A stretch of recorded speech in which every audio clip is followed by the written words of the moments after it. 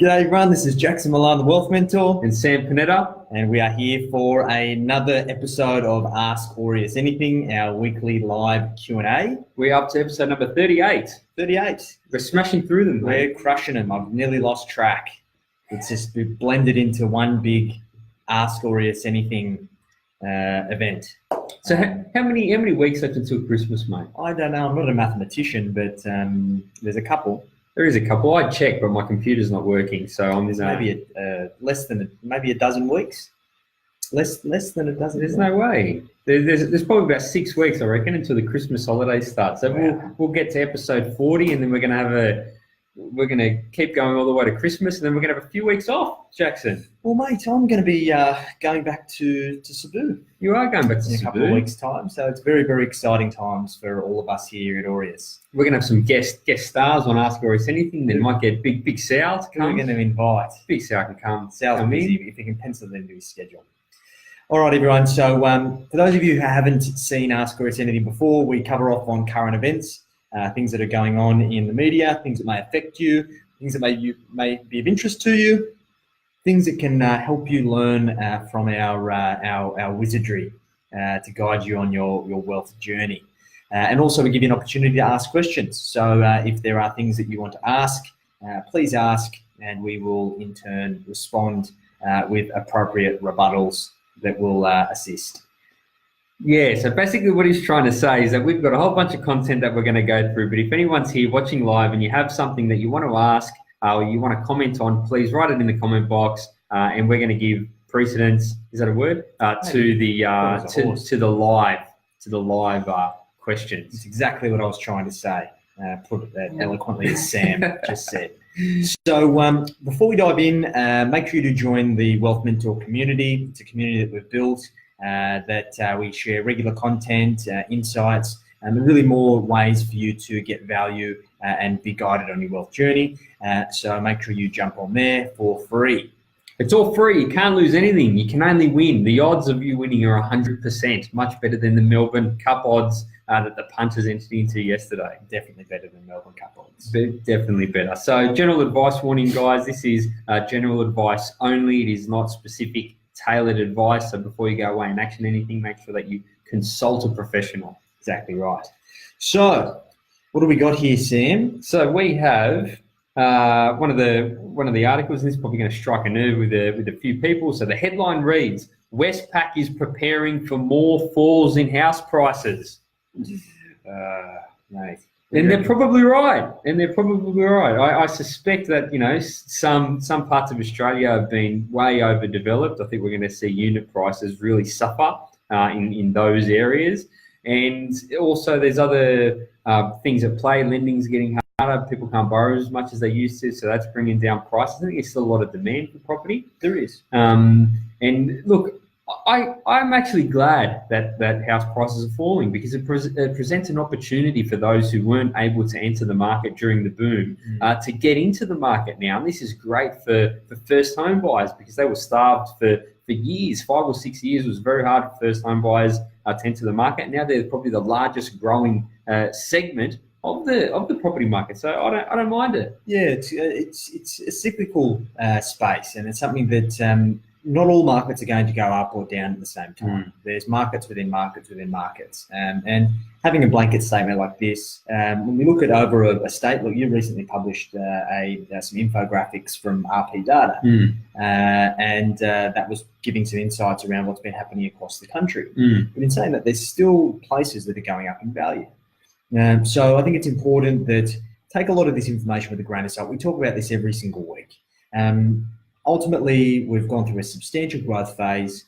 Everyone's got an opinion, and people are saying that the market's going to go through a substantial correction or even a collapse, and who knows what's going to happen. But when we look at the fundamentals support that there is affordability issues. Lending's tough. And essentially people are really sitting on their hands a little bit. There's individuals that are scared of what's to come. That is impeding their ability to kind of dive in feet first.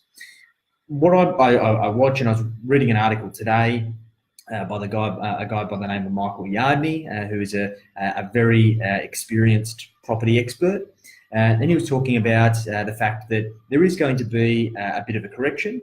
However, it isn't going to be as drawn out and as long as people think. It's going to go through a bit of a correction. People are going to get sentiment back, their confidence back, and then the market will continue to resume. As Sam rightly said, there's assets that just aren't going to perform.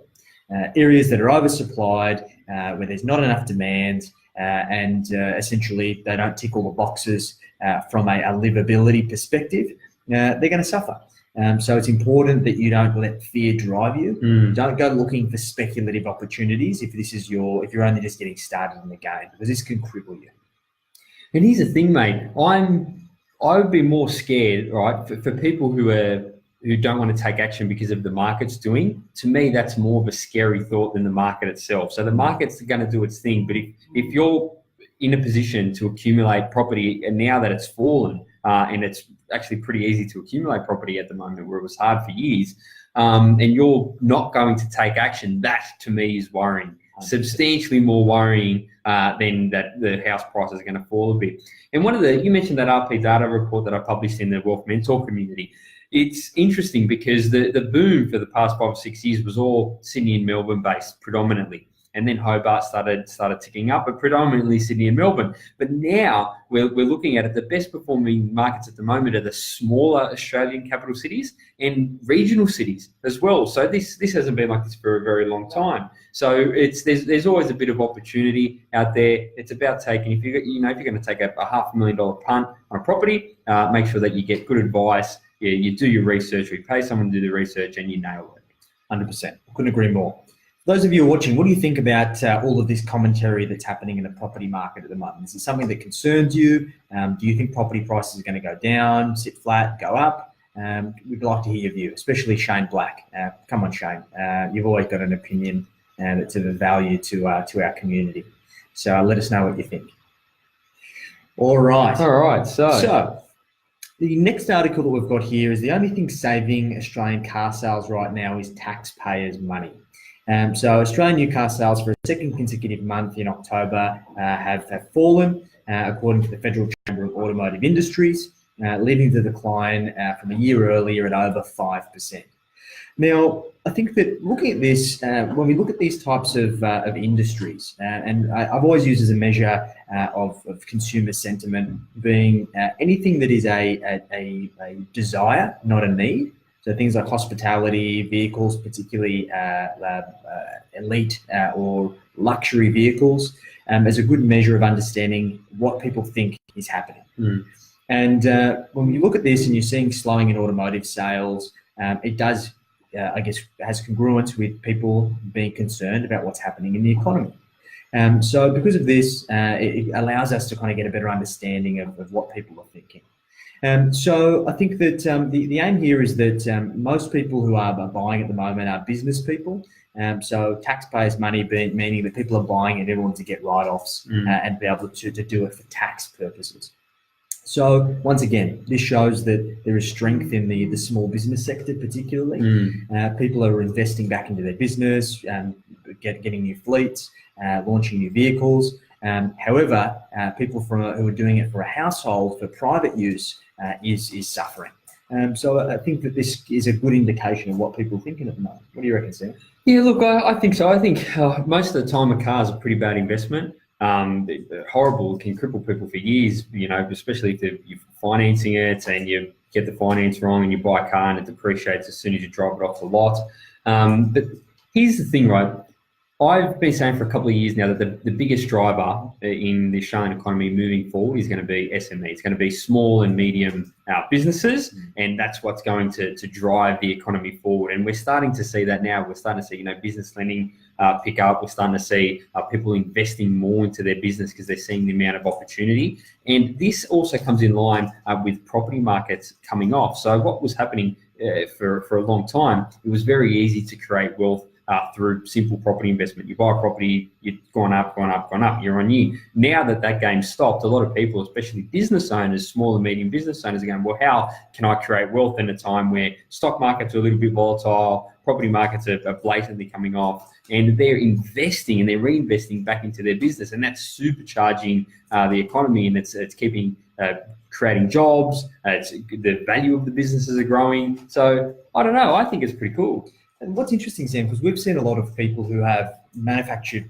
equity in their property, and instead of just going out and getting car finance or other these things, they're using the cash or the equity they've got in their property, getting cash out and then buying vehicles. So do you think that it may be an indication that with lending getting tougher, property market cooling, that could have a flow-on effect to industries like this?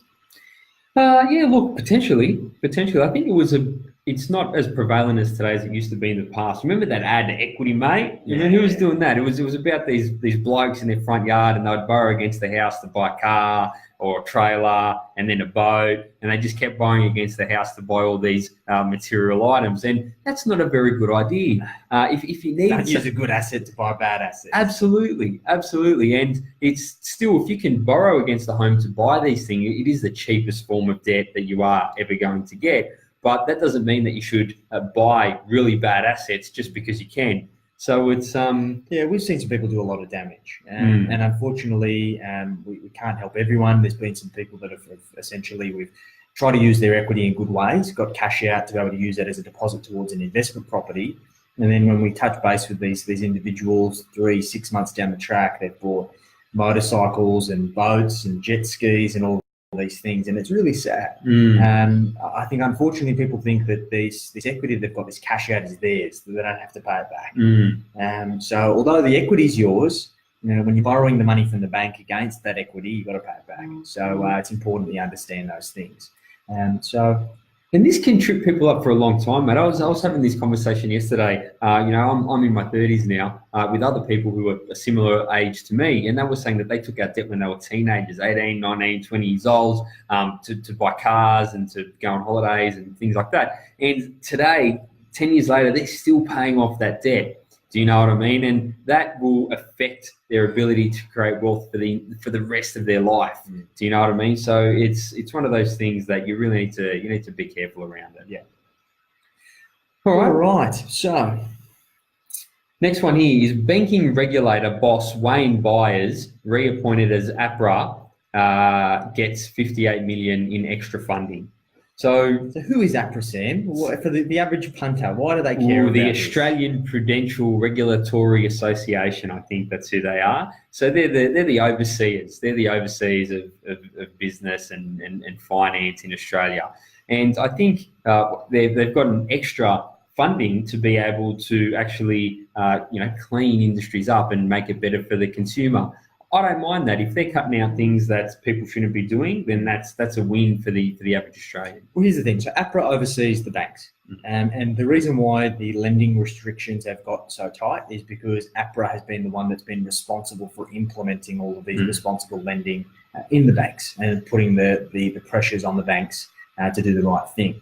So this just shows that as a country, we are investing, or the government is investing into ensuring that consumers are protected. And this should give you all some peace of mind. And this may not have an immediate impact on you. It's not like you have a direct relationship with APRA.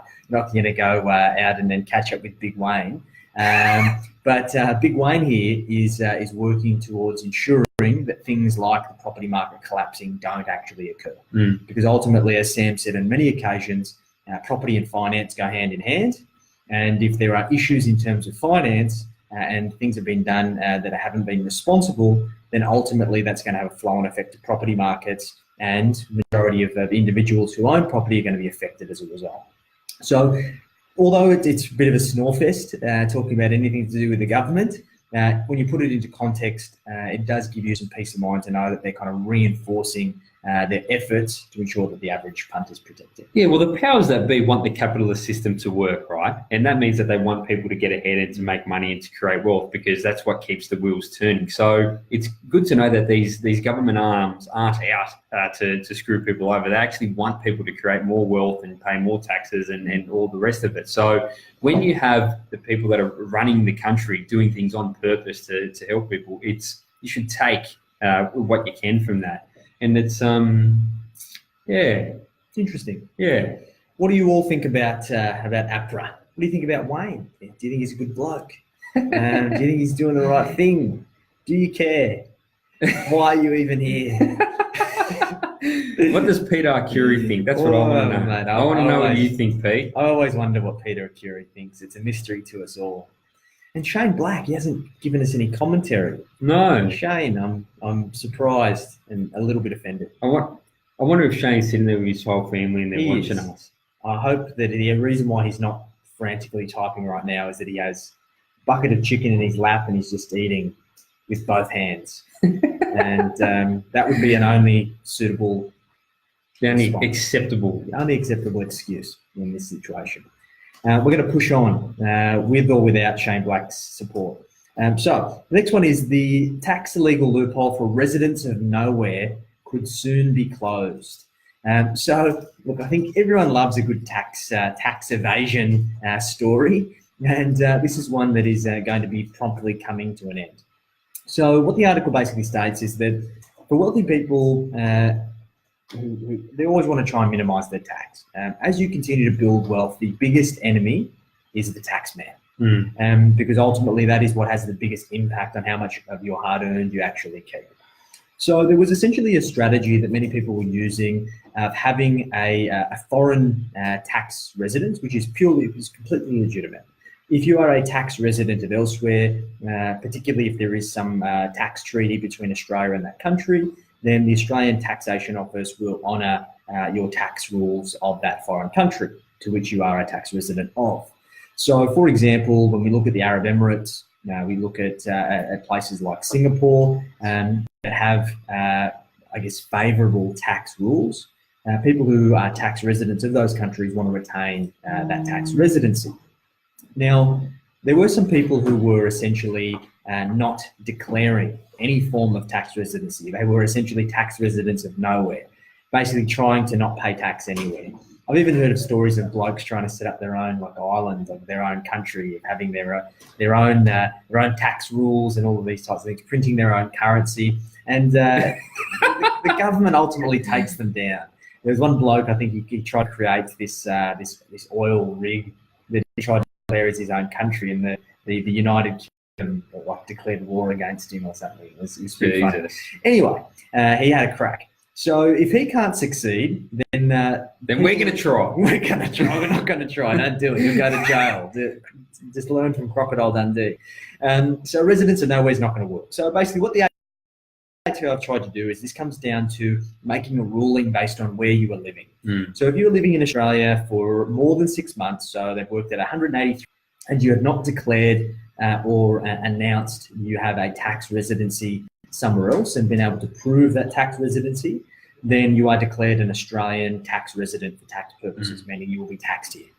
So it's just little things. The point being, there's a loophole, people exploit it, the government finds out, and they close it. So the ship sailed. Unfortunately, your strategy of tax residency of nowhere is not going to continue, most likely, and it's important that you follow the rules. The big part here, pay tax, just do it. If you're paying tax, it means you're making money. There are ways for you to optimise your tax, but typically if you do it too early in the piece, it is going to be more detrimental to your wealth journey than good. So make sure you get the right advice before you do any dodgy tax schemes that you heard about from Robert at the family barbecue, Uncle Rob. So here's the thing, right? You need to be strategic with tax. Like, you don't want to pay more tax than you need to, but you do have to pay some tax. And if it is, this is what I see a lot. Let's talk about it in practical terms. I see a lot of self-employed people claim barely any income, and then they come to me and I go, how much do you make? And they go, I make 200 grand a year. I get their tax return. Tax return says they make 20 grand a year. I say, well, where'd all the money go? They go, well, we're minimising our tax. All right, that's fine, but the bank isn't going to lend you any money. So if you're renting, you're never going to be able to buy a home. And if you've got your home, you're never going to be able to buy investment property. So you need to be strategic and smart about it, and minimise tax and optimise the position where you can. But to go all out, I hate paying tax. I've heard some people say that they don't want to earn more money because they don't have to pay more tax. That doesn't make any sense. You should make as much money as you can, and if you pay more tax, then that's good. It means that that's the result of your hard work is coming through, and you're earning more. Yeah, it's crazy. The only person who loses there is you, because the little bit of tax you're going to pay, the 20, 30, 40, 50 grand, whatever it is a drop in the ocean for the government as a whole anyway. So, yeah, just earn the money, set yourself an income target, work out how much tax you've got to pay the tax, and then go pursue your dreams and goals. And if you make all that money and you want to go and buy an island and create your own empire, then best of luck. More power to you. Invite me over. All right. You wouldn't go, mate. You're not leaving now. No, I wouldn't go. I'd never go anywhere. I'll stay. All right. So the next one we get, Hayne Royal Commission. Banks confess to forgery, bullying, and sexual harassment. That sounds like some Wolf of Wall Street style behaviour, mate. Mate, this stuff happens. Look, I think that this is no surprise. I've worked in a number of big banks. I've seen what goes on. I know the debauchery that often occurs in after-hours functions and these types of things. I'm sure I could probably talk about a couple of war stories that occurred at Christmas parties and things like that I'd witnessed.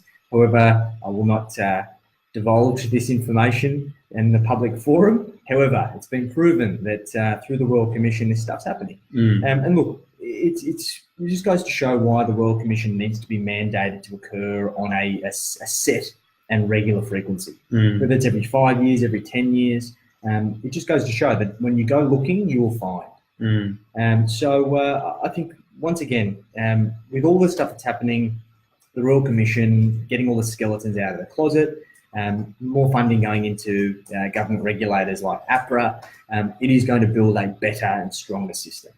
It doesn't mean this stuff's not going to happen. Like, look at CBA, they've got 50,000 employees. You tell me, if out of 50,000 people, is there not going to be a few degenerates? Yeah, statistically speaking, there's going to be a few Fruit Loops in there. Well, that's the thing. Like, I was watching an interview with Jack Ma, the guy who created Alibaba, and he said, I don't know how many people he employs, but it's huge. And he said, the size of my business, it's statistically impossible to think that I'm not hiring bad people. There has to be bad people amongst my ranks. They need to be very, very offensive in terms of the way that I go about getting those people out of my business and minimizing the amount of harm that they do. And unfortunately, the bank's perspective has been batten down the hatches and keep all this stuff quiet, sweep it under the rug. And it's from a pure leadership standpoint, they've taken the wrong stance. Well, that's when it gets dangerous, when people that are in leadership positions are the degenerates, do you know what I mean? Because they enforce top down and enforces the culture. And I think in professional environments, you probably should act like a professional. So it's it's interesting, almost impossible to stamp out, but 100%. Should still attempt to do so. Exactly. So I think that there needs to be a standard. There needs to be some level of governance around doing this kind of stuff. And it's tough. It's very tough to overcome because with so many people, with a deeply ingrained culture for businesses that have been around for so long, it's very, very difficult to change. So what do you all think of the banks and the fact that they've been found to have engaged in fraudulent activity, bullying, harassment? Does it surprise you? Something that you've always thought? Does it just reinforce your views? We'd appreciate your insights. All right. And I don't think it's a big business thing either. Like, I think there's small businesses, you know, the old story of, you know, the tradesman and the apprentice, and the apprentice gets told to go do weird shit, you know what I mean? It's not too bad these days, but in store, you know, in years gone by. All back in the day. Yeah, it's a lot better today, but there was, you know, I was a spray painter for 10 years, so I'd done my trade, and let me tell you, there's some lunatics in the spray painting industry, and that you meet some interesting blokes. Interesting characters. Yeah. Well. All right. So, any of you who've got any questions, anything that you want from us, anything that we can give our 2 cents on, please feel free to post it up. Give us your views. Happy to share our insights. However, we do have a few questions here that we can go through. So, what do we got here? So, how can I strike the balance between offering a variety of products in my business and spreading myself too thin? Great question. Now, this is something that we've had to battle with ourselves. We've tried to create a value proposition that offers a diversified range of products and services. to ensure that we can cater to the unique and diverse needs of all of our clients. However, there's definitely that risk of falling into becoming a jack of all trades and not being a master of anything. So what I'd say is it's about getting the basics right first. I know that as a business owner, you can get kind of distracted by the bright lights, and because of this, you kind of go and pursue the sexy and sophisticated stuff that you've always wanted to do. But by doing this, then you can leave your fundamentals at risk of no longer being your fundamentals, no longer being your core earning streams that provide you with the means to live. So I think it's really important to get the basics right. Work out what is your core business, work out and set targets for you to get that to a point where it can be running and be self-sufficient, and then essentially free up time for you to be able to pursue any other products or services that you want to offer to your clients that are of value to them. Now, what is important and something that we've always tried to self-assess is that everything that we offer is of value to our customers. It is a customer-centric offering. So it's about getting feedback, trying things, asking the questions, iterating, continuing to improve to ensure that you're serving your customers and giving them what they want. Yeah, we've done it ourselves, Matt. As Jackson said, we're a holistic financial services business. We've got a client, if it's got to do with money, we want them to come to us and we'll be able to handle it for them. And, my background's in finance. Jackson's background is in business strategy and in wealth strategy. And so we know those three things we can nail any day of the week. But, we're doing property, we're doing accounting, we're doing all other bunch of stuff. We couldn't do it ourselves. So we've, teamed up with people who are the experts in that field. So we don't have to spread ourselves too thin, and our clients still get the absolute best results out of it. So if you're a business owner, sometimes you've got to be a little bit creative. Maybe think of a joint venture. Do you know what I mean? 100%. Yeah, think about it. Just don't try and add more offerings to your business if it's just to pat your own ego. And I think it's important that you have that hard conversation with yourself or with your business partners or with your staff to ensure that you are doing things because it makes sense. We've got to have a mission, right? The business has to have a goal or a reason it exists. And if you're bolting something on to help that mission that you're on, then that makes sense. But if you're not doing that, like if you're running a surfboard shop and then you start selling coffees at the front of your surfboard shop, it probably doesn't make any sense. Do you know what I mean? So it's got to be all congruent with the values of the business and what the business is actually working 100%. towards. Like I had a coaching client a while back that I was helping get a business set up, and we helped them put together the business plan, but one of the partners just kept getting distracted by all these business ideas. And like we talk about one thing and basically say, okay, we wanted to make T-shirts. Okay, well, we're going to do a T-shirt printing business. And then we're going to buy a printer and we're going to start printing stuff for the shop. But then other people are going to want to come and use this printer. They go, mate, what business are you in? Because just really blinded by ambition, he wanted to pursue all of these different opportunities. He lost sight of the core business. And unfortunately, because of this, we kind of parted ways. And ultimately, the business failed because it was spread way too thin. You need to know and pick your battles. And this is really, really, really important. Simple is often the best one. Nail your core offering. 100%. Nail your core offering. Exactly right. Yeah, they need to be good at one thing, they reckon. One thing. All right.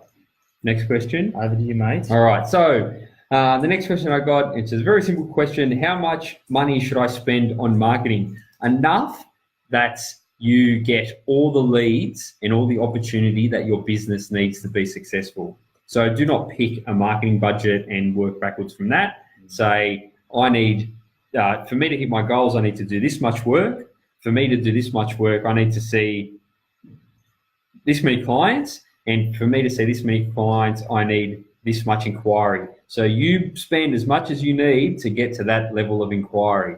And that's the secret to it. Don't spend any more than you need on marketing and don't spend any less. I'm still surprised at how many business owners go cheap on the marketing, and it doesn't make any sense. That's the top of the funnel. That is the start of all your opportunity and all your ability to run a successful business. Go hard on the marketing. Look at guys like McDonald's and Coca-Cola. They've been around for 50 years or 100 years, and they still have monstrous marketing budgets because they're in your face every single day, and that's what continues to let their business be successful. So take from the big guys here and spend as much as you need to on marketing to hit your goals. Yeah, I think to add to that, it's important to understand how much margin you've got in your product or your service. So first things first, you can't just pluck a number out of the air and spend an infinite amount of money if you don't understand what your profit is. Because ultimately you want to make sure that once you've factored in all of your costs, your fixed costs, your variable costs, your cost of sale, and your marketing budget, that you still have the ability to run a profitable business. And in order to do that, you need to be able to work out your customer values and work out essentially how much you can afford to spend to win a customer. And then it's about working at spending that amount of money and then continuing to optimize that spend so you can acquire more customers for less, and then in turn continue to ramp up your marketing budget. Marketing should be scientific, and ultimately it's about having an inherent understanding in the way that you do business, and essentially then making a decision on how much you spend from there. And ultimately, if your business is working well, you've got a good marketing strategy, you know your customers, you know your cost to serve, then you should be constantly increasing your marketing spend and essentially growing your business to keep up with the amount of inquiry that's coming in. So that's really the science to it. Something that we've obviously continued to try and work on. We put a lot of time and effort and resources into marketing, and it's something that we're constantly doubling down on because it's a compounding exercise. So it's about having that understanding and doing it the right way. And as Sam said, don't just set a static budget and work to that. It's just the wrong way to go. What do you think is the biggest mistake people make when it comes to marketing? I think that they have no idea of their objective. And they have a very generic view of what marketing is going to do. I'm just going to do some marketing. Why?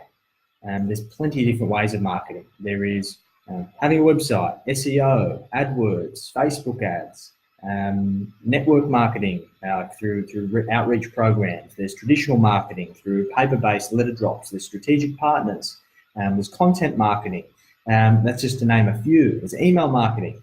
All of these things are all very, very different strategies and tactics. So you need to get clear on what is your marketing plan and what type of marketing strategies are going to work for you and support your business. What are your competition doing? And essentially, how can you and where do you want to compete? So by doing this exercise, it just allows you to have a much more targeted approach. And in turn, you're going to spend less to win the same customer that you would have with a scattergun and generic approach. Simple as that. Yeah, it's just science and art, isn't it? Like we have, I think as of this month, we've got about 16 different ways that we market to generate opportunity for the business. So if anything were to cease working, we could eliminate it without putting the business at risk. Now, this is a big deal because some people, they might have only one or two sources of business that comes into their company. Huge risk. It's a massive risk because if anything ever stops working for any particular reason, then you're in trouble. And this can be any business. You know, let's say that you're a landscaper and you get all your business from one builder, and that builder stops sending you work. You're cooked. Your business is finished. But if you had a website with Google, if you were working with 5 different builders, if you had, Facebook ads running, all these different things, then you're diversifying the way that you generate opportunity into the business. And this probably goes over a lot of people's head because they don't get the first thing right. They don't get the one single strategy right. But it's so important. It's 100%. So important. And if you're not being proactive with your marketing, meaning that you have play an active role in the opportunities that come into your business, then your business could fail tomorrow and there's nothing you can do about it. There's so many businesses that just rely on word of mouth or referrals. And that is a reactive way of growing your business, which is great while it's there, make hay while the sun shines. However, when that tap turns off, if it ever does, then your business is gone. Yeah, Jackson's right. They're great ways of getting business referrals, especially from your clients and from your business partners. And we've got dozens of people who refer us business.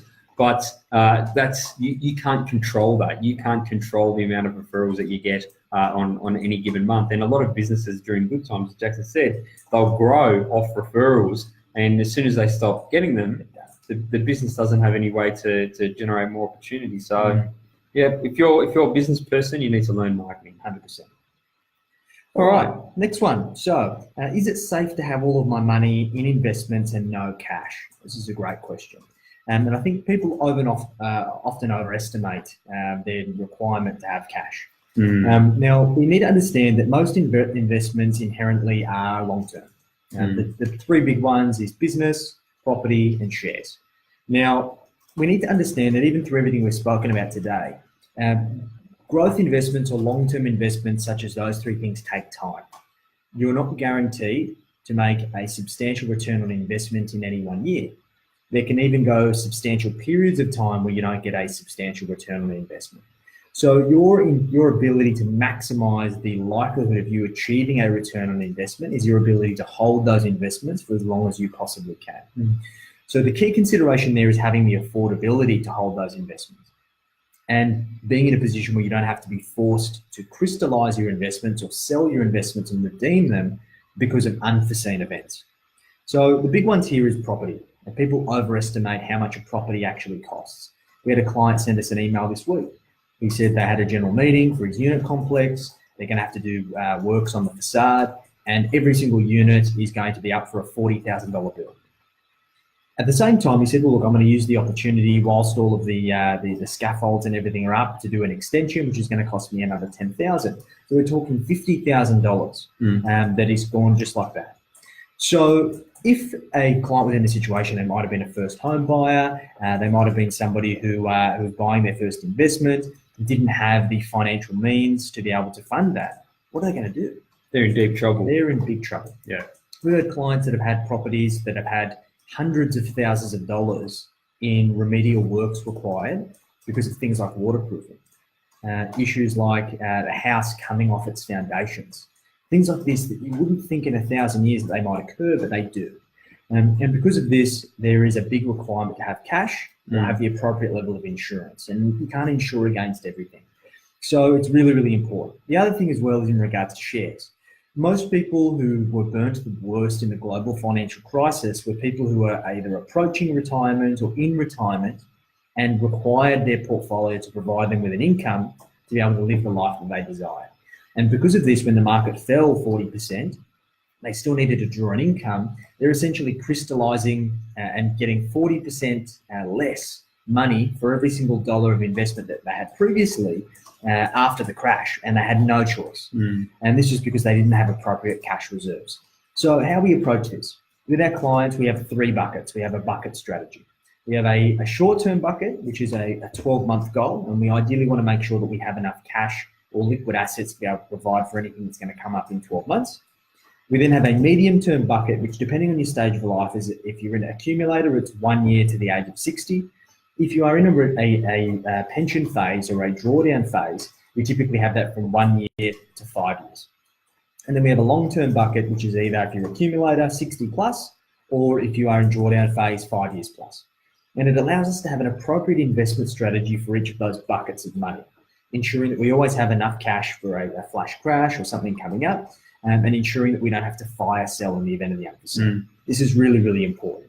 This is basic stuff for us. This is what we do with all of our clients. However, people who are unguided just don't think about this stuff. Yeah, I'm a big fan in holding cash. Loves the cash. I do. I always like having a substantial cash buffer on hand, and it goes two ways. So number one, it is risk mitigation. That if the business wasn't to go well, or if the properties or the shares or anything like that were not doing too well, I had cash reserves to see out any sort of difficult times. But on the other hand, it's an aggressive measure as well, because when opportunities come up for property that you can access really quickly, if there's a crash in the share market, or if there's businesses that come for sale, we can act on it very, very quickly because we've got the funds there to be able to accumulate those assets at fire sale prices. So we're essentially on the other side of the people who don't have the cash reserves and need to sell at a considerable discount or at a considerable loss. So keeping cash on hand, it's not just a protection thing as well. It's also it can be an aggressive style of investing. Yeah, there is a fine line there, though. So there are a lot of people who use that as an excuse in order to sit on the fence and do nothing, and it's been proven to cause more harm than good. There are sophisticated individuals, and I only had a client that was telling me about a mentor of his who was very affluent, had a substantial property portfolio, had a substantial amount of money sitting in cash, and had a $20 million property that they were able to pay $8 million for. Just because they had the cash available. The people who were selling were in a pretty dire situation, and had put much more value on having the cash in their pocket than trying to wait to realise what the property was worth. So this is how these situations can work.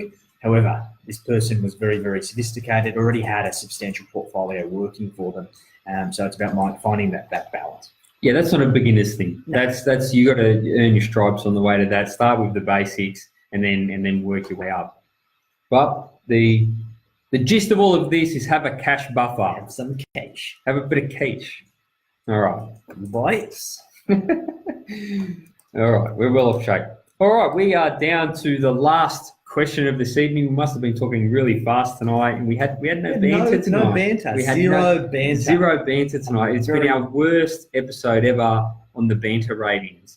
So I don't know if it's us. I don't know what it is. Maybe it's the rain. Everyone's upset. Deeply concerned. I don't know, but if anyone's got anything to say it now, because we've only got one more question there. We're lucky we've got all those other marketing channels, Sam. Otherwise, we'd be in strife. All right. So the question I got here: can I avoid paying lender's mortgage insurance by looking at a more expensive property to bring my loan to value ratio back down to 80%?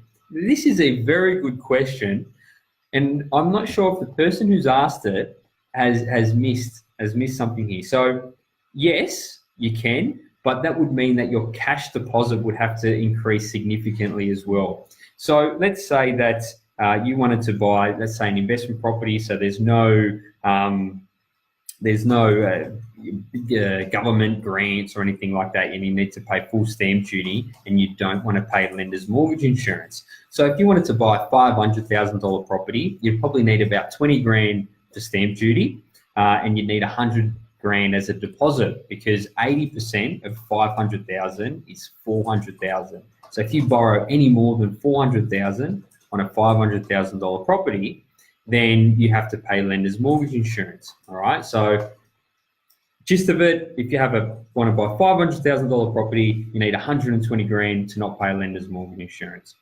Let's say that you wanted to buy $1 million property with that same 120 grand. You would need to pay lender's mortgage insurance, because the loan to value ratio would be above 90%. Stamp duty would go from 20 grand to say 50 grand. And instead of needing $100,000 left over, you'd need $200,000 left over. So you'd need a $250,000 deposit on $1 million property to not pay lender's mortgage insurance. So yeah, it's got less to do with the value of the property, and it's got more to do with the relationship between the value of the property, the amount of cash that you're going to be contributing towards the property, and the amount of money that you borrow against the property. So it changes all based on that property value. Yeah. So with this kind of situation, I think the best thing to do, and what we do with all of our clients, is firstly, even if you haven't saved the money, speak to a good mortgage broker or lending specialist. Go onto Domain, go onto realestate.com.au, find the properties or this type of property that you can see yourself buying. So it's a family home or a place that you want to live in, and then try and find the property that you can see yourself living in that's going to fulfill the purpose that it's intended for. If it's investment, just get a bit of an understanding of essentially where you want to buy, what it looks like. Of course, we advocate you do get the right advice to pick in the right area. However, once you do that, speak to a lending specialist and they can talk to you about your various options. For example, we've got clients that have the money saved to be able to contribute a 20% deposit plus stamp duty. However, back on that previous question, they prefer to keep some cash on the side to give them an emergency buffer. So they consciously choose to pay lender's mortgage insurance because of that.